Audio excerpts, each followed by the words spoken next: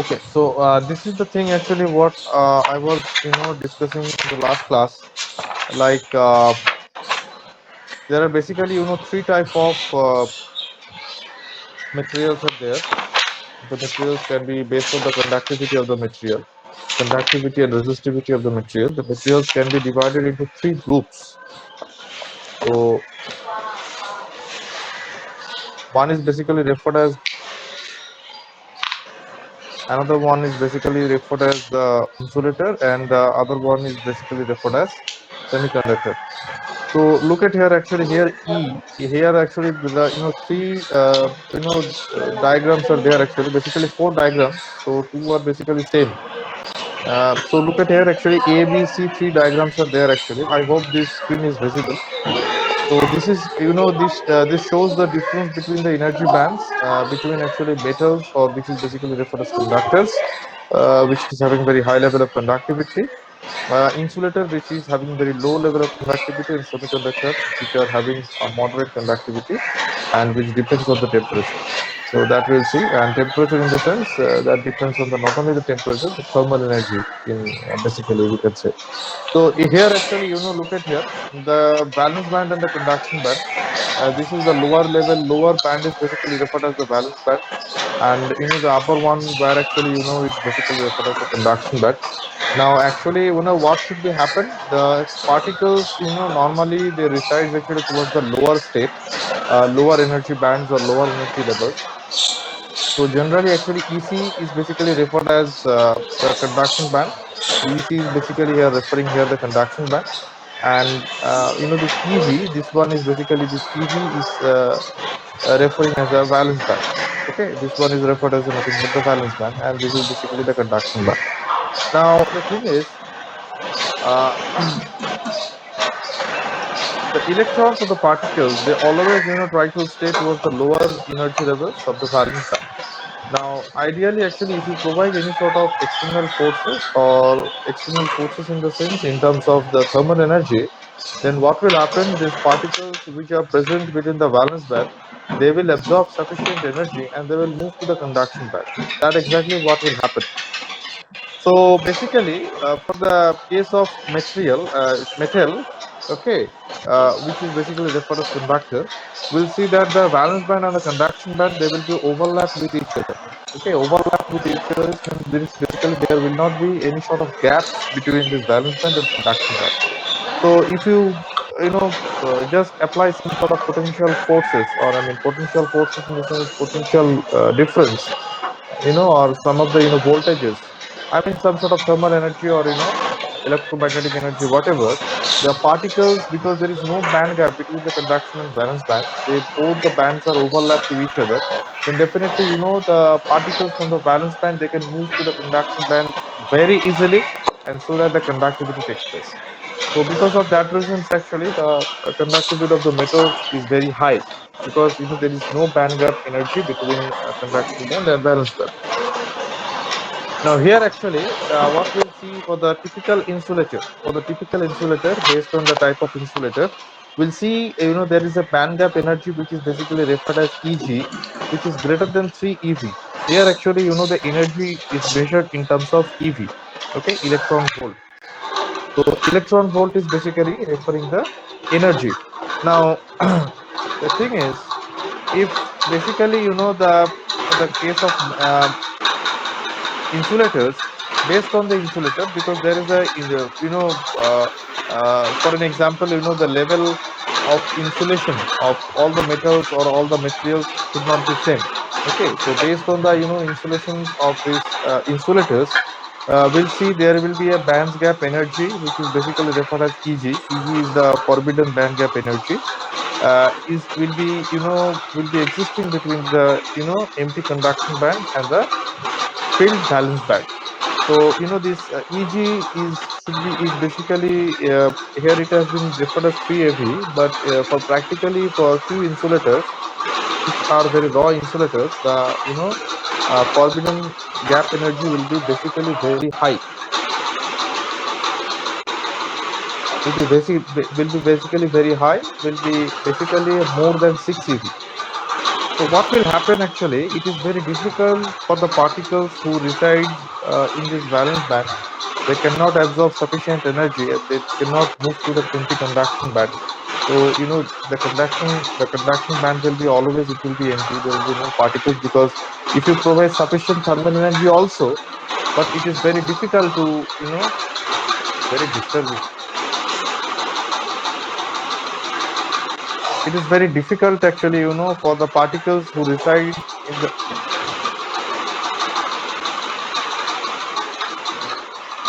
Hey, যারা এখন join করলে, why are you joining now? At what time your class should be started?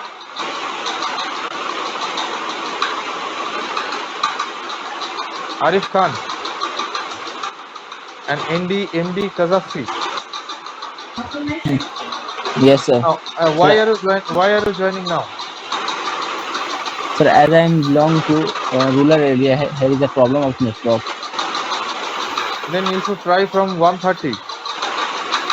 If there is a problem of your network, then you should try from exactly. You should not try from 1:50. From the next class onwards, you should try from before 10 minutes. You should try for login. Okay. Okay, sir. So this because of this high forbidden band gap energy, what will happen again? So how will I continue? And this guy, he will also say actually he belongs to rural area and he is having network connectivity. Hey, try to be connected actually at least within 5 minutes. Otherwise, actually from the next class onwards, I won't allow. Okay. এই লাস্টে যে join করলে তোমার নামটা কি? তুমি যে join করলে এই ছেলেটার নাম কি? Hey, what is your name? What is your name? Mohammed Kazafi. No. Apart from you, one more guy he has joined right now. Sir, MD Imran. Why you have joined? Why have joined right now? After 15 minutes you are joining. Don't have any card say. Sir, network problem, sir. Try contact করছিলাম। This is a mass problem. This is a mass problem. Everyone will see this.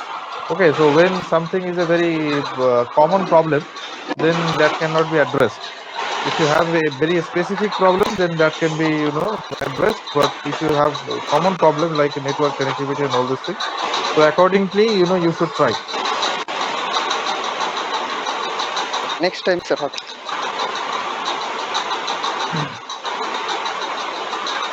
So where I was. Okay, so in that insulation, in the insulator, in the case of insulator, the forbidden gap energy is greater than actually 3 eV. Here it is referred as 3 eV, but practically it may be 6 eV or 5 eV like that. So because of this high EG, it is not possible to relocate a particle which is present in the valence band, and it is not possible to provide, if you provide thermal energy, enough thermal energy, all these things, if you do a lot of things, but it is not possible to relocate a particle from the conduct valence band to the empty conduction. So herewise actually what will happen, the particle will reside in the valence band itself, and the conduction band will be always, it will be empty itself. So the conductivity will be very very poor for the case of insulator. Now what will happen actually, the semiconductor, there are some sort of materials which is having very wonderful properties, like gallium arsenide, silicon, and germanium. Okay, so this is these particular materials which are basically referred as semiconductors, where their conductivity lies between conductors and insulators, and they basically occupy separate places within the periodic table. If you observe, they are always grouped together and they occupy certain places within the periodic table. And these sort of materials, they exhibit some very important properties, that if they are basically their band gap energy, their conduction band and valence band, they are not overlap, but actually they are not situated very far apart from each other. So in the case of insulator, you have seen the forbidden gap energy is greater than 3 eV. In this particular case, the forbidden gap energy is lesser than 3 eV, right? So lesser than 3 eV is basically, lesser than 3 eV is in ideal it has been referred, but practically in all the cases like silicon, germanium, the AG, I mean the forbidden gap energy for these semiconductor will be close to 1 volt or 1.2 volt like that. Sorry, EV, 1 EV or 1.2 EV like that. So in that sense, if you provide enough thermal energy, then what will happen in the form of temperature or heat or anything else? Then what will happen actually, the particles which will be present here near the valence band, they'll occupy enough thermal energy, and what they'll do actually, they will move to the conduction band, and basically the particles which will be leaving the valence band, they will create an empty space that is basically referred as the hole, which is a positively charged. And whenever the particles will be occupying, it will be occupying the conduction band, the conductivity will take place. Okay, so here actually what is the inference? Conduction band and valence band is overlap for the case of metal, so you shouldn't have you need not to be bothered about the conductivity. Insulator, for the case of insulator, conductivity never takes place because because of high forbidden gap energy. And in the case of semiconductor, where the conductivity lies between the metals and the insulators, here if you provide sufficient thermal energy, it is possible to relocate a particles which is present within the valence band. We can relocate the particles from the valence band towards the conduction band, and because of that, the conductivity takes place. So the illustration of all these things have been given here. Okay. Now look at here. Actually, there is one term. Actually, I talked about this. I talked about in the last class, which is basically referred as intrinsic semiconductors. So this is the next topic. So intrinsic semiconductors. So the first topic, whatever we have discussed, that the overall the materials based on the conductivity it has been divided into three types, like metals, semiconductors, and conductors, insulators, based on their energy band diagram. And after that, actually, we will be focusing only on the semiconductors, because these semiconductors materials will see actually that will be used in your electronic circuits, or in your electronics science, very much in a very large way. So because of that, we'll be interested to discuss only about the semiconductors, because there is nothing to discuss about the insulators, because insulators are like your wood, your whatever, water, normal water, all these things are insulators. Okay, so the thing is that we need not to discuss about the insulators. Rather we will talk about basically the uh, what we'll talk about the semiconductors. Okay. So what happens actually, what is basically referred as intrinsic semiconductor? Semiconductor is nothing but number of free electrons. Okay, uh, which is equals to also the number of number of holes, the number of electrons, which are equal, which will be equal actually for the case of intrinsic semiconductor. Okay, that is basically the number of electrons is referred as the Ne, and the number of holes is referred as the Nih, is equals to Ni. Probably this particular relationship, whatever I'm telling right now. So this is basically the number of free particles. Free particles means together electrons and as well as the holes, and the number of holes and number of electrons will be equal. Okay, so the these all are actually hole behaves as a apparent free particle with positive charge, but the electrons is basically referred as the free particle with a negative charge. Okay, now number of electrons and number of electrons and number of holes will be equal. So total number of free particles will be referred as Ni. Okay, where Ni is referred as the eccentric carrier concentration. So here actually in general, if I talk about the eccentric, eccentric semiconductor means, which is basically nothing but a pure semiconductor. Okay, so intrinsic and extrinsic, which is pure and impure semiconductor. We'll talk about the purity later on. First, actually, we'll discuss about the intrinsic semiconductor. So intrinsic semiconductor will be generally actually what will happen, number of holes and number of, actually there will be no minority and majority charge carriers within the intrinsic semiconductor. Here the number of electrons will be equal to the number of holes. So there will be a basically a semiconductor material. So if you provide enough thermal energy, so few electrons from the valence band which are present on the higher side of the on the higher side of this valence band. So what I was discussing in the last class, So, there will be so many energy levels. Here, actually, this is one level, this is one level. There will be so many energy levels. For an example, this is E naught, this is, which is close to EV, which is E2 or, En. So, so many energy levels towards the ascending order. I mean, if you go towards the upper side, towards the conduction band, the energy levels will be having higher values. Okay.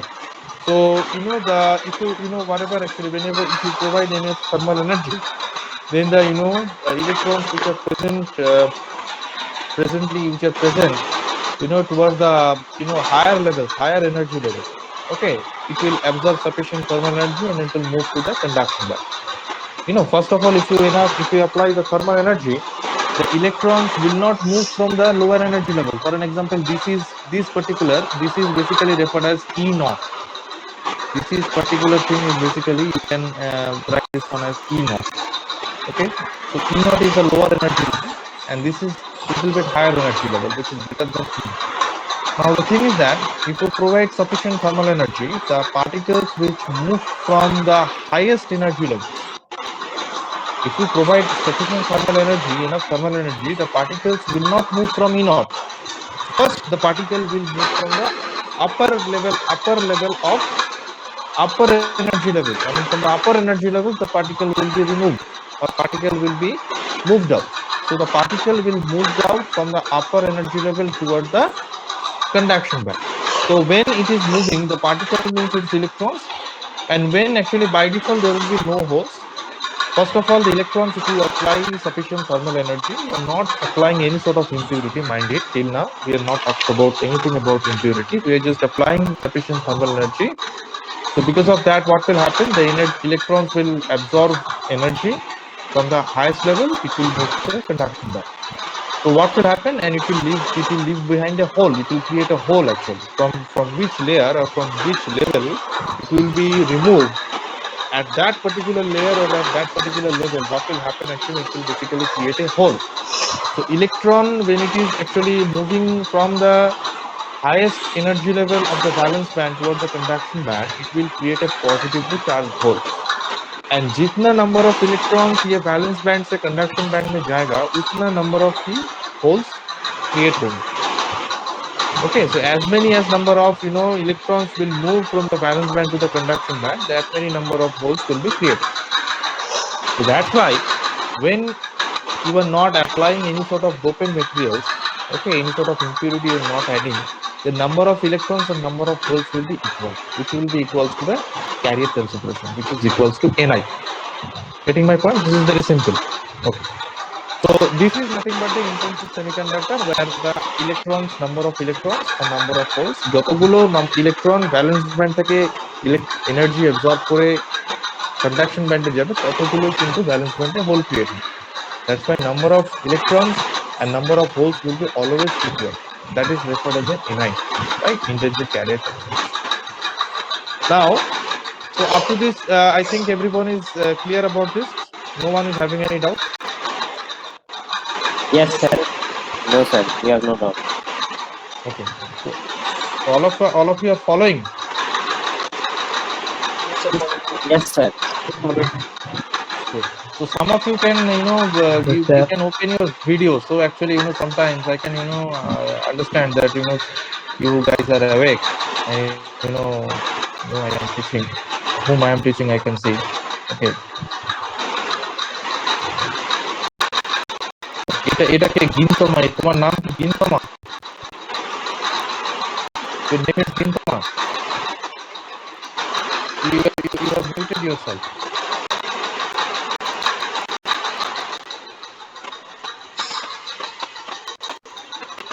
I can hear you. I can't hear you.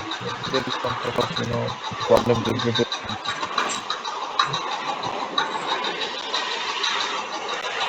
Sir, his name is Tulsi Prasad, sir. Gintama is just his kingdom name. So it is better actually. It is better. It is recommended because the reason I will tell you. I'm not sure, but probably your examination maybe I am not sure actually. I can't tell officially. But actually, if your examination is held online, okay. If your examination is held online, the next question also, then actually it is better to create a mail ID which will start with your name. Getting my point? For example, is your name should be reflected within your email ID. Your username or name. It is better to have nothing wrong exclusively using Google Classroom. But when you are actually submitting your answer script or you're going to get the question paper approved, from the department, it's better to have a mail ID, not with any random name. It's better to have an email ID with your own name. Okay. So if whenever actually you'll be asked to give the mail ID for online examination of this sort of activities, so better actually you give email ID with your name. Okay. So let's again start. So this is actually this thing actually you look at this diagram. What is the diagram actually? Now intrinsic semiconductor material, perhaps I think for everyone it's clear, it's a pure semiconductor material and जितना number में उसमें electrons valence band से conduction band में जाएंगे, that many number of holes will be created in the valence band. The number of valence electrons in the conduction band, number of particles will be positively charged particles, which is holes, and negatively charged particles, electrons, which will be same. Okay, that is referred as intrinsic carrier concentration. It's a very important thing. Intrinsic carrier concentration, because it will solve some of the numericals afterwards, where actually this Ni will be used. Where this Ni will be used, so you should definitely remember this nomenclature, Ni, intrinsic carrier concentration. So now look at actually take an example of the silicon or germanium. As I told, actually they occupy mostly the same place as the periodic table. You have the similar property of as the semiconductor materials. Now look at here actually, if you see actually, I don't want to get into detail of this basics physics or basic chemistry.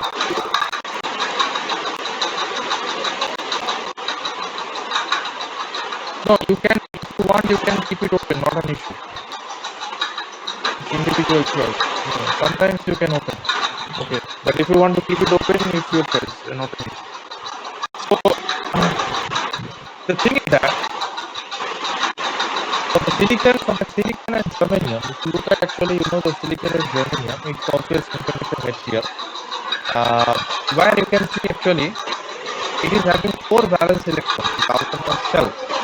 Now actually there is actually formulas, you have already started actually sp2, all this sp1, you have already started using the chemistry, according to atomic number and all those things, right? I don't want to get into those things actually, because you have already started the basic chemistry and basics, perhaps I will assume.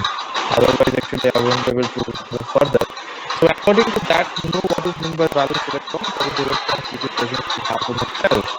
So the silicon or the germanium is having 4 number of. We take an example of the silicon that is a widely used semiconductor material. Whatever the mostly electronic chips and all these things you see, mostly as a semiconductor material, whatever is used as silicon. So silicon is the reason is apparently it is not very expensive and it is very available, abundant. So we cannot be worried about it. So that's why we use the silicon. But whenever actually the speed and all these things have been concerned, then nowadays actually gallium arsenide, which is not a single element, the gallium arsenide, which is also semiconductor material, okay, that is also used for the case of application of superconductor computers and all these things. Even a chip which could be very higher processing speed, then you go for gallium arsenide and all those things. Anyway, those things will be understanding really complex from VLSI, whatever very large scale integrated circuit, whatever will be the courses, whatever you will be discussing within VLSI in higher semester. Okay, and then we can understand actually how the semiconductor play an important role. So anyway, for the for timing, we should know that the silicon is having 4 valence electrons. Now 4 valence electrons, this is the silicon material or the silicon, you can see the silicon structure. So this is basically a silicon bond. This is basically a silicon. This is a silicon atom. This is a silicon atom. This is a silicon atom. This is a silicon atom. So each of silicon atoms they are connected, with each other. The whole silicon material within that, there are millions of atoms there, and within that, each silicon atom they are having four valence electrons, and class 4 is indicating four valence electrons, and these four valence electrons are responsible for basically building the covalent bonds with the other neighbor silicon atoms. So look at it, this is one silicon atom which is connected with other four. I mean, these four electrons are responsible for building the covalent bond. So this is a covalent bond. Look at here. This is a covalent bond. This is one covalent bond.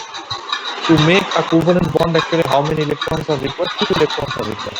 So this is a covalent bond. So look at here. There is one electron is there and another electron is there. I'm actually rubbing this. I'm just deleting this. So because it will be getting congested. So look at here. You look at here. This is one actually. This is a silicon atom. Can you see my cursor where I'm indicating right now? Yes, sir. So just keep this. This is one silicon atom. This is one silicon. So actually, how many valence electrons it's having? 4 valence electrons. So 4 valence electrons means within the outermost shell, it's having so many shell, sp, sp1, sp2. All these things.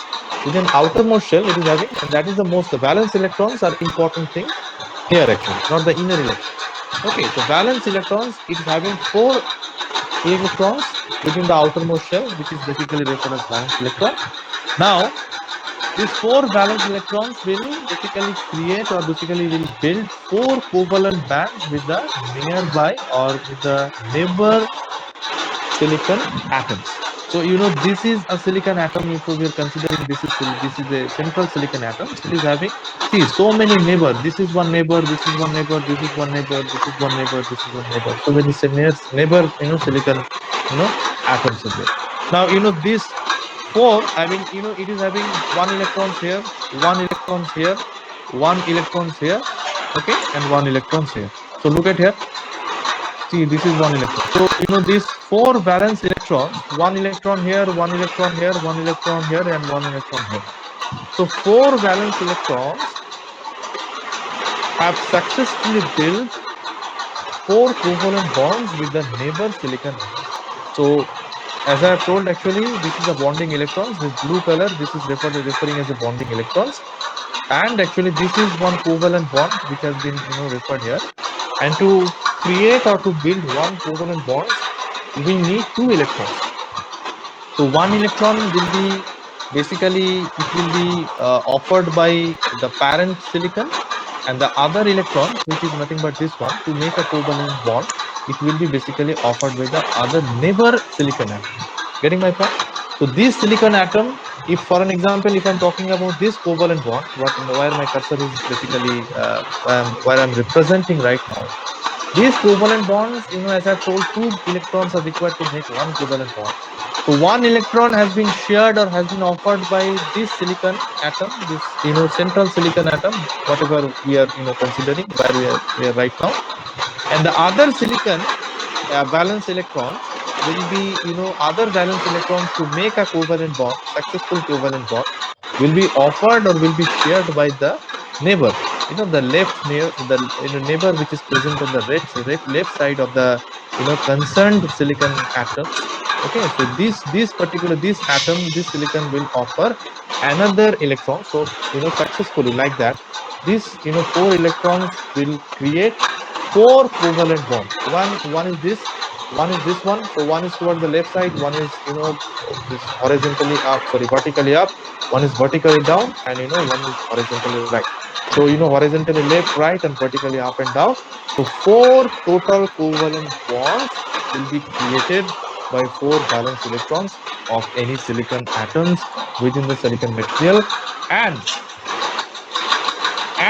charge wise, that particular silicon material or all the silicon atoms or whatever, actually those things will be electrically, they will be neutral until unless we are not adding something from the outside.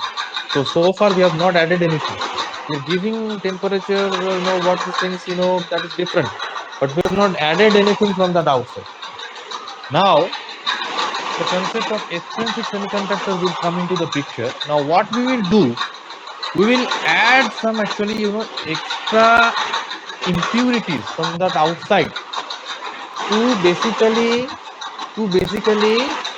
create the majority and minority carriers within an intrinsic semiconductor material. तो वो जो intrinsic semiconductor material था वो P type भी नहीं था, वो N type भी नहीं था, क्योंकि अभी तक that P type N type whatever you have studied in class 12, it has not been established yet. So right now, I have the pure semiconductor which is of no use.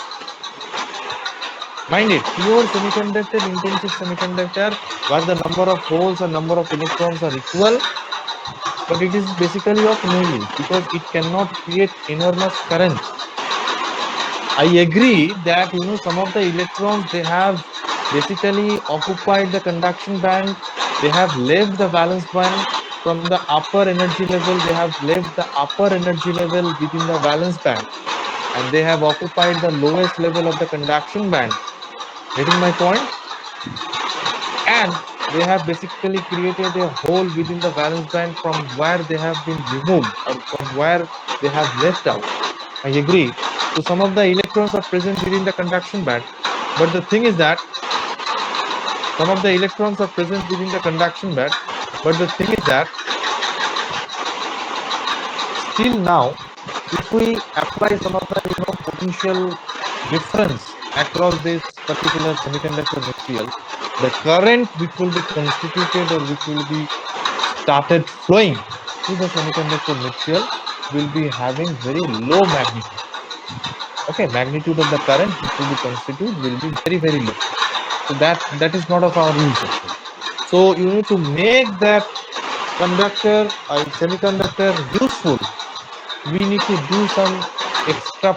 We need to do some extra thing that is basically referred as doping mechanism or doping process.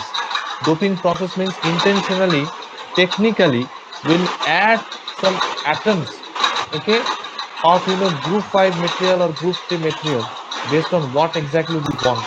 Okay, so we add in one sentence, if we say externally, technically, by this process, there is a doping process. It's a process actually. It's not there in your syllabus, but it's there in your physics, semiconductor core physics, actually, doping process, how to do that.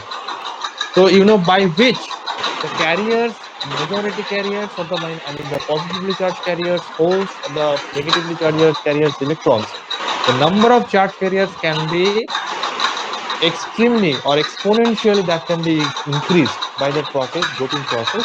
And what we do in that doping process, we add some impurity or we add some material which is basically referred as atom of a material, which is basically referred as dopant. Now, dopant is of two types. Okay, dopant is of two types actually. Sometimes actually we add donor, sometimes we add acceptor. So which is referred as a donor and which is referred as an acceptor? Probably you already know. I'm just touching this, not getting into not getting into all these things very deeply. So I'm just touching that if you add any atom from the group 5, any atom of from the group 5 element of the periodic table, okay, then what will happen? This group 5, the elements of group 5, within the periodic table, if you see those sort of material, the properties, they are having actually 5 valence electrons within their outermost shell. जैसे silicon या germanium का 4 electrons है valence electrons. If you see any element from the group 5 of the periodic table, all of them having actually, some of them are arsenic, antimony, all these things. They are having actually, 5 electrons within their outermost shell, or which are referred as the 5 valence electrons. Now, if we add technically and successfully externally, if we add one atom, for an example, time being think, we are adding one atom of a group 5 element. Let's, take this one as a antimony or arsenic. Let's take an arsenic. So if we basically add one atom of the group 5 element, okay, then what will happen? That atom or that particular thing is having 5 valence electrons within the outermost shell. So exactly what will happen here? All the silicons, what will happen actually? when I am externally adding one particular atom, okay, which is having 5 valence electrons within the silicon material structure, then what will happen? The the five within the 5 valence electrons of arsenic or group 5 element specifically, the 4 electrons will be used or will be shared by the other covalent bonds. I mean, with the that will be shared with the other neighbors or other neighboring silicon atom to basically form 4 covalent bonds like this. Whatever I have discussed just before. I mean, actually, whatever the group 5 element you are adding, it's having 5 valence electrons.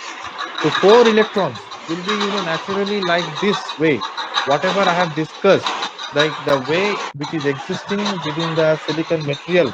So the 4 valence electrons will be used to create 4 covalent bonds like this with the neighbor silicon atom. Okay, silicon atoms, and 1 electrons will be extra. So for an example, in each cases, if you now think about it, for each dopant atom, you are basically getting 1 extra electrons. Getting my point? 1 extra electrons, you are getting 1 extra particles, you are getting. So previously, till now, before adding a dopant, what was happening? Number of here actually the number of holes are not being created. আগের ক্ষেত্রে কি হচ্ছিল, যতগুলো whole created হচ্ছিল ততগুলো electron create conduction band में जा रहा था. जितना number of electrons conduction band में जा रहा था उतना नंबर ऑफ होल क्रिएट हो रहा था. Now whatever is happening in this particular case, for adding a particular dopant from the group 5 element of the periodic table, for each dopant atom I am getting 1 extra electron, because the rest of the 4 electrons will be used to create or build covalent bonds with the neighbor silicon atoms within the silicon material structure. So for each dopant atom, I am getting 1 extra electron. Now, in practically, there are actually maybe thousands of millions of dopant atoms they are added during the doping process. So enormously, you can get large number of negatively charged electrons that will be present in the semiconductor material. So right now, the number of within that when you are adding a dopant, especially from the group 5 element, right now the number of electrons and number of negatively charged electrons and number of positively charged holes are not equal. इससे पहले intrinsic semiconductor में dopant process dopant add करने के पहले वो equal था. Now whenever I'm having a group 5 dopant, then for each dopant atom I'm getting 1 extra electrons within the silicon available, which is being available within the silicon structure, material structure. So right now my silicon material is not pure anymore, and the number of positively charged holes and negatively charged electrons are not equal. What is exactly happening here? The number of negatively charged electrons are much higher than the number of positively charged holes. So right now, the material which has been created by adding a group 5 dopant atom. Getting my point? So what will happen? The electrons becomes the majority charge carriers, negatively charged electrons, and the positively charged getting charged holes, which becomes a minority, because the number of holes and number of electrons are not equal anymore. Getting my point? Here, the number of electrons, that is Ne, much greater than the number of holes, that is NH. And here the group 5 element which was added, the group 5 atom of the group 5 element which was added, it was donating 1 extra electron, right? So that wise it is referred as a donor atom. Okay. Now what will happen actually, and the material, semiconductor material, it's not an intrinsic semiconductor material anymore. It is basically referred as an N-type material. Getting my point? Because the number of negatively charged electrons are much higher. That's the reason it is basically referred as an N-type material. Okay, so like this way, the N-type material has been established, or it will be established. Okay, similarly, so these things actually, whatever we have just the same thing whatever we have discussed right now. Okay, see, this is referred as thermally generated free electron. All these things, look at here. Okay, yes. So yes, this is the thermally generated electrons. This is for the intrinsic semiconductor material. Okay, now this is actually basically the extrinsic semiconductor material. This one actually, this is the added extra electron. Can you point it out? See, this is the group 5 element atom has been added. So now with this atom actually 4 electrons, 1, 2, 3, 4. 4 electrons will be used actually for creating covalent bonds with the neighbor atoms, and one will be extra, which will be donated within the silicon structure. Okay, so that is basically referred as. Okay, that is basically is basically being donated by the donor atoms, and n-type semiconductor is created. Similarly, how the p-type semiconductor will be created. Yeah, you have a class from 250. I will leave you. So similarly, what will happen?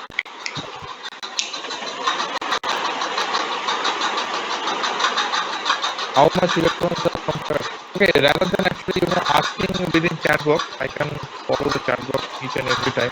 You can unmute yourself and you can ask actually whatever you are getting. Video on constructed cannot. Sir, if we dope with in n-type semiconductor, means how many electrons will be generated compared to the whole? Yeah, Because that is not only fixed. one That is not electron fixed. is generated. Yeah, that is not fixed. That is not fixed. The thing is that actually within intrinsic actually it will be equal. Now based on the doping concentration, it will make it very if you dope the material I mean how much, what will be your doping concentration if you lightly dope.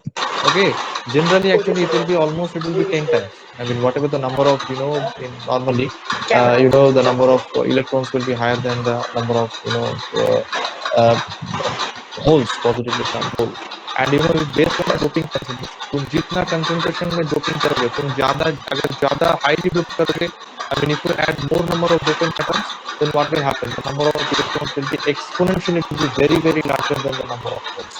Okay, so generally actually by default or generally on an average you can say it will be almost 10 times higher, but the thing is that basically it's not fixed, I will say. It is basically depends on the doping concentration. Okay, it is basically depends on the doping concentration, and doping concentration is a very important thing. तुम कितना concentration में doping material को dopant को add कर रहे हो. जैसे for an example we are adding, we took an example of adding one dopant cation just to make you understand. But how many number of dopant atoms you are adding? It is very having a very good impact. Okay, it is having a very great impact. Within a width of the depletion region within the PN type, PN diode and all these things. So when I will discuss the PN semiconductor, I mean PN junction diode, then I will definitely discuss about it.